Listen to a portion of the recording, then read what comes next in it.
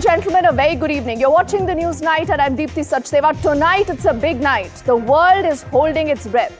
Why? Because Trump has rushed back to Washington. His G7 visit has been cut short, and right now, as we speak, he's inside the White House's Situation Room.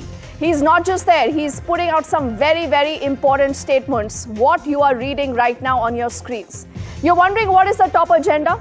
It is what's happening between Israel and Iran. It's a conflict now that is spiraling into its most dangerous phase, if we can say that. What is official is that Israel has also struck Natanz, that is Iran's underground nuclear site. This has been confirmed by the nuclear watchdog, the IAEA, and it has also said that yes, this was a direct hit. Now, Trump's warning is also chilling. What does Trump say? He says evacuate Tehran, and in a fiery message, you have Israel warning Khamenei and saying that you could meet Saddam Hussein's fate. We all know what that means. So what is Trump planning to do? What could happen in the next few hours? You also have this final warning, or is this just a start of something worse? Should the world brace up for what possibly could happen? Is this the night that everything changes? We do not know, but let's quickly get you breaking updates on what's been happening on the story. And like I said, Donald Trump is in the Situation Room right now as we speak, and he's also putting out information and his statements on the social media, parts of which you see right now on your screens. He says our patience is running thin, and all this is happening after you have seen him making those big, bold statements. He's put out that warning to Iran. He says there will be total control over the Iranian skies. What does that mean? He says air dominance. He's speaking about it. What could this entail? Does this mean there is already something happening as we speak? And Donald Trump has also spoken on the supreme leader of Iran, and he says we are not killing him just now, but we know where he is. Obviously wanting to put pressure on Iran, the same Iran that says it is not backing off. Iran says we are not de-escalating. What will happen? Could a deal be signed? Could there be a ceasefire? We do not know. But on your screens are multiple responses that have come in from Donald Trump, as we have seen that entire story getting bigger, and it's not just him. Earlier, the US Vice President has also put out an important statement on the Iranian nukes. And this again is important because J.D. Vance had said, and allow me to quote, he said the president is consistently making it clear that Iran cannot have nuclear weapons. And he also said that Iran cannot have uranium enrichment. This, again, remember, has been under the radar. He said that the president, that is Donald Trump, has made it clear that it will be ensured. And look at the next words, because these are important. He says it will be done in an easy way or the other way. So which is the easy way? Is the easy way that you sit together, you sign a deal, and you have a ceasefire, or what could be the other way? Could we see Donald Trump announcing that he's getting into this war officially? Is that possible? No one knows, because with Donald Trump, unpredictability is the next word. So these are, just remember, a lot of those breaking updates that we've got to you on top of a show on a story that has generated a lot of interest from across world capitals. But let's quickly rewind to what has happened in the last few hours. On your screens are details of the date and the time. We begin by June 17, 4 a.m. That is where Donald Trump said that everyone should evacuate Tehran. That is the first big warning that came in from Donald Trump. Let's quickly bring the next detail for our viewers to understand where is the story moving. Then again, in the next few minutes, on the same date, he says Iran cannot have nuclear weapons. Again, making his stand very clear. We'll keep moving this fast so that we have all updates on our screens quickly. He says my leaving has nothing to do with the ceasefire. He's referring to his quick exit from the G7. He says this is much bigger than that. It's not about my leaving. We are talking of something really big. What is this big something that Donald Trump is referring to? He says I have not reached out to Iran, and I'm not doing that, is again what he underscores. He also says don't ask for peace talks. Clear message to Iran, because he has said that we had given them 60 days. Nothing happened. Then he said on the entire reports of a conversation happening between Donald Trump and the other parties in Iran and Israel, he said highly fabricated fake news. Not happening. I'm not talking to anyone. And you will see the entire timeline where just in a matter of few minutes, he goes on to put out this information, or he's speaking to the media. He says Iran should have taken the deal that was on the table. Is this Donald Trump just pulling back? No one knows. But as we speak, he, remember, is in the White House's Situation Room, and he's now said, we want a real end. Real end is what Donald Trump says.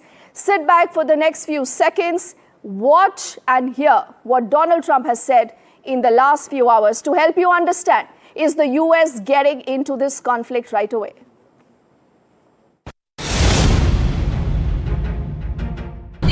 Situation room tomorrow at any point? Yeah. Tomorrow morning, girl. While you're sleeping. Goodbye, everybody. Yeah, I think it's safer. There's a lot of bad things happening. I think it's safer for them to evacuate.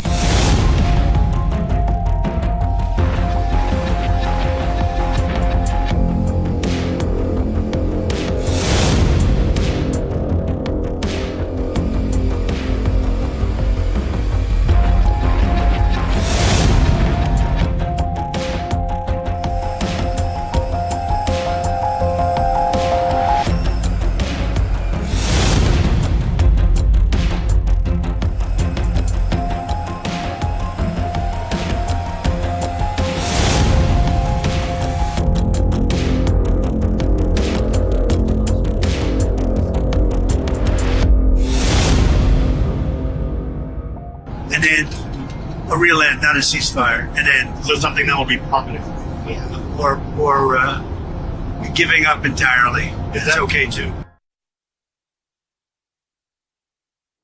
And remember, it's a story that is developing in real time. My team tells me that there are more breaking updates right now coming in on what really is happening.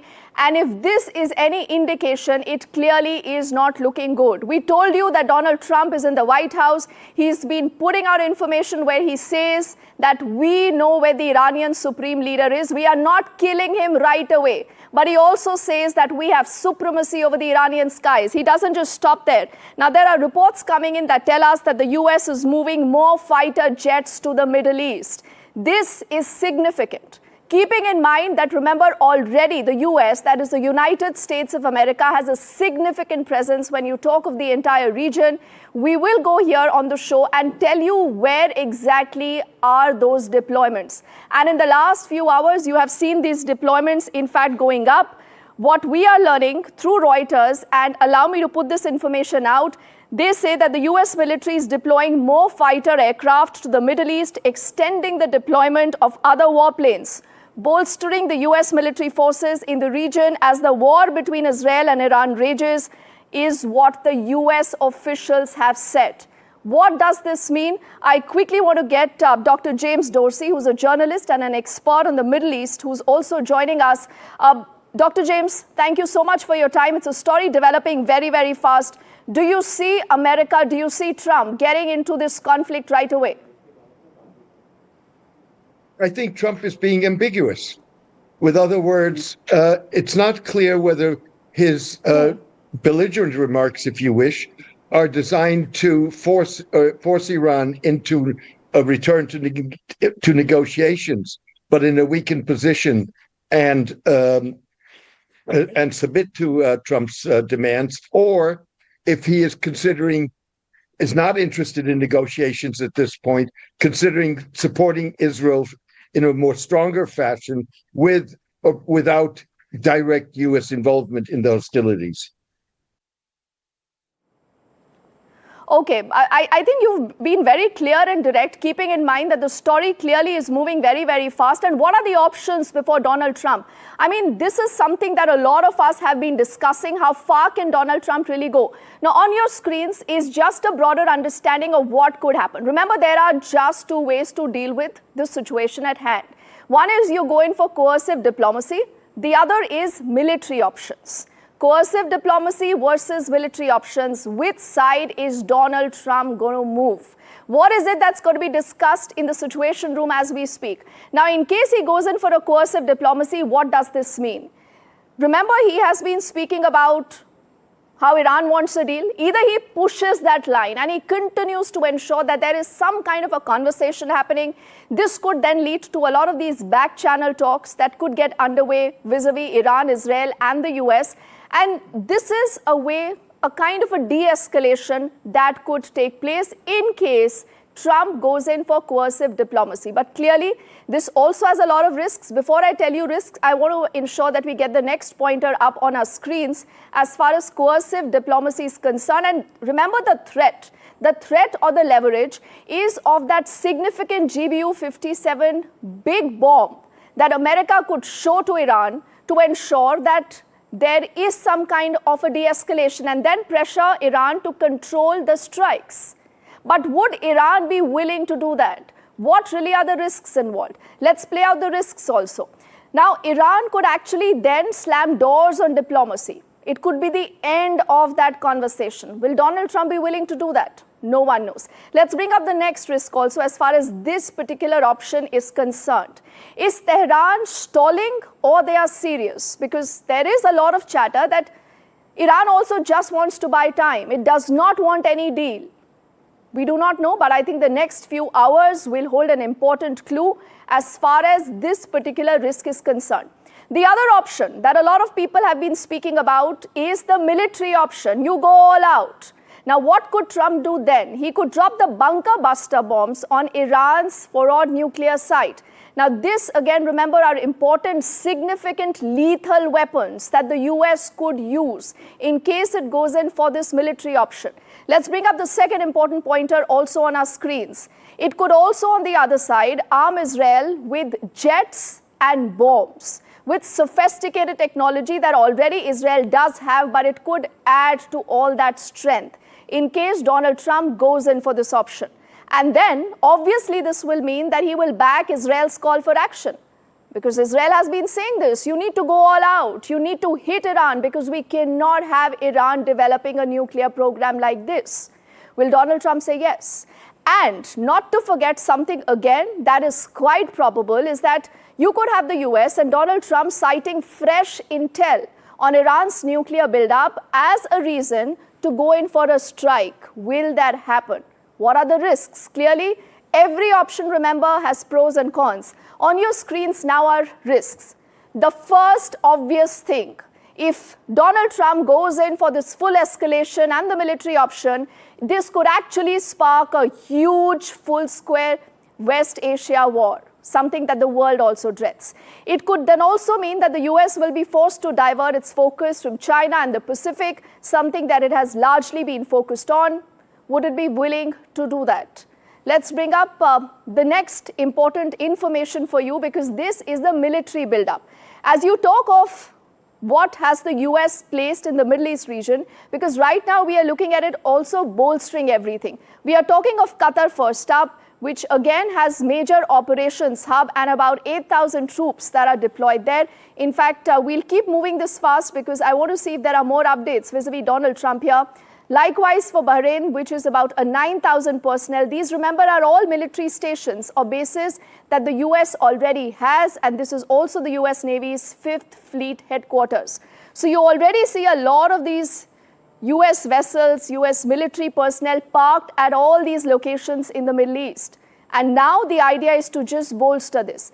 Likewise, if you move to Kuwait, you're looking at the Camp Arif Jan there, and these are key logistics and joint forces base that possibly again could be used in case the US wants to do it. Likewise, the next other important country we are talking about is the UAE, where you have about 3,500 US troops stationed as we speak. This is important for intel, important for surveillance, and also for strike operations. So clearly, we are seeing a lot of important movement as far as this is concerned. But what should we be prepared for? What is this deployment that is indicating? I want to go back to Dr. James Dorsey, who's been patiently waiting. Now, James, you're looking at military options versus coercive diplomacy. What do you think that Donald Trump most likely could be moving towards? What do these signs and indications tell us? First of all, I think it hinges on two things. One is what happens between Iran and Israel and how these hostilities evolve. The second is Trump.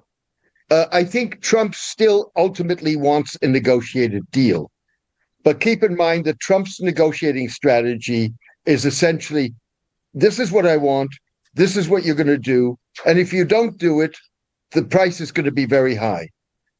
That's a strategy that hasn't worked with Iran in the past for 46 years. But that could very well be the strategy that he pursues, whether that's for increased support for Israel, but Israel is the fighter, or whether the United States gets involved directly.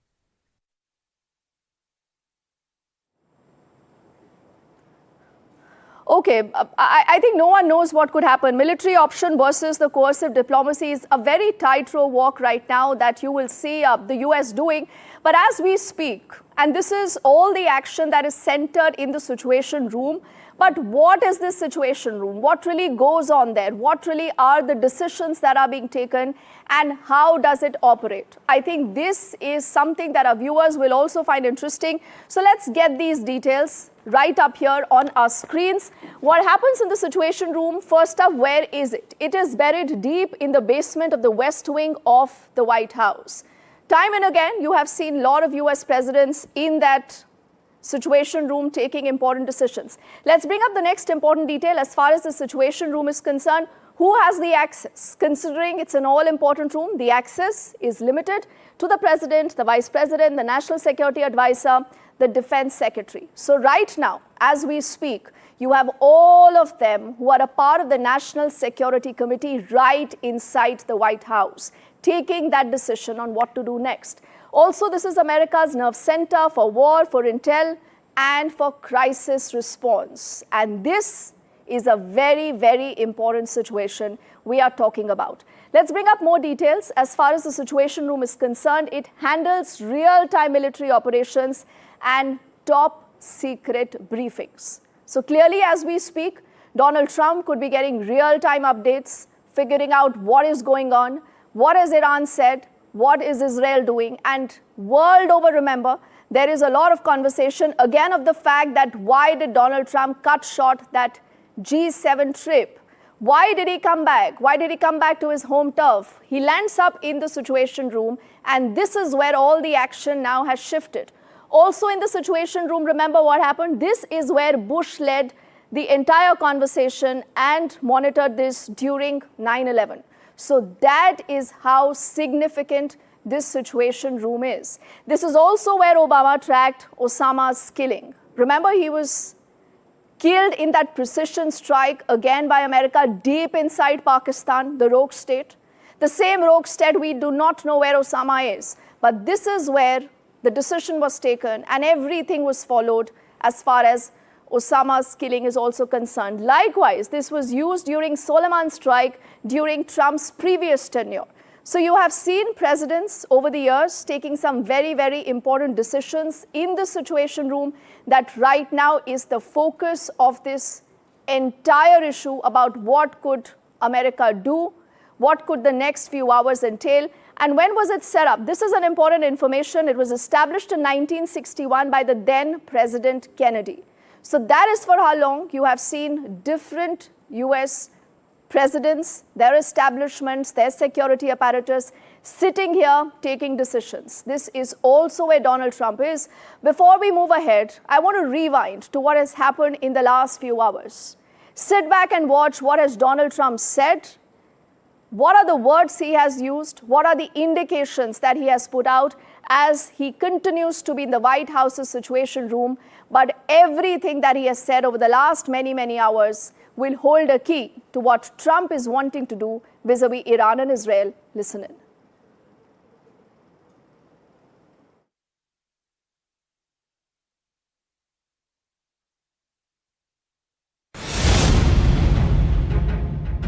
Think you'll be in the Situation Room tomorrow at any point? Yeah.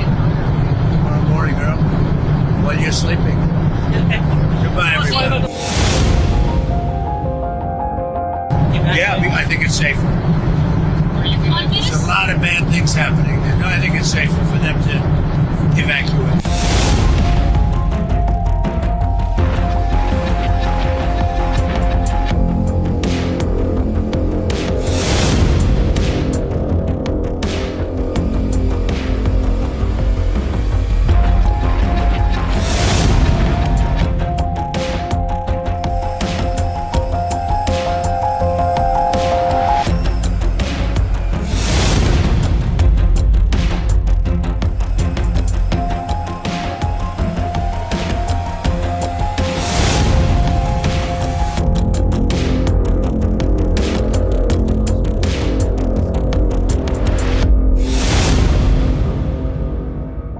and then a real end, not a ceasefire, and then So something that will be permanent.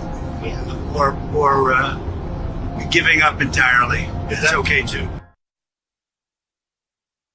So Trump says we want a real deal. What is he doing? What is the decision that he's taking? Clearly, these are important details that I'm trying to find out more about so we can share with you in real time. There are also images, I'm told, of the escalation that are coming in, parts of which you will see on your screens.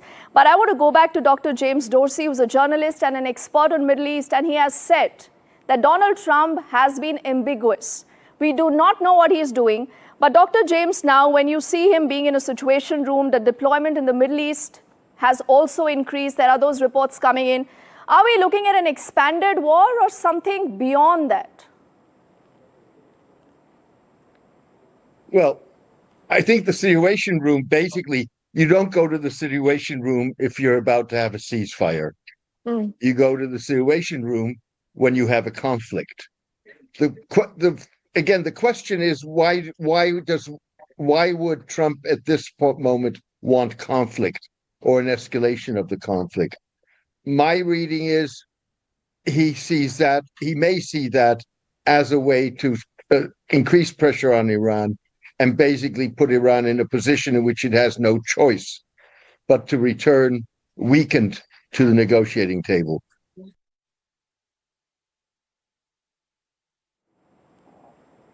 Okay, so you believe that we could have an expanded war, but we still do not know what Donald Trump is really thinking.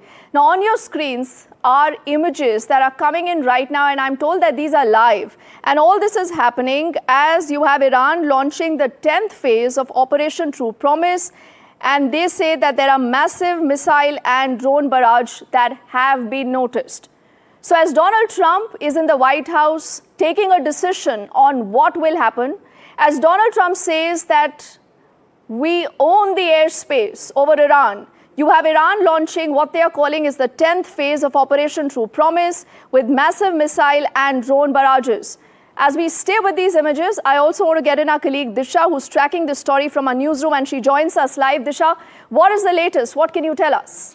So we've been hearing for the last couple of hours, in fact, that IDF, in fact, had also tweeted that they are seeing Iranian missiles which are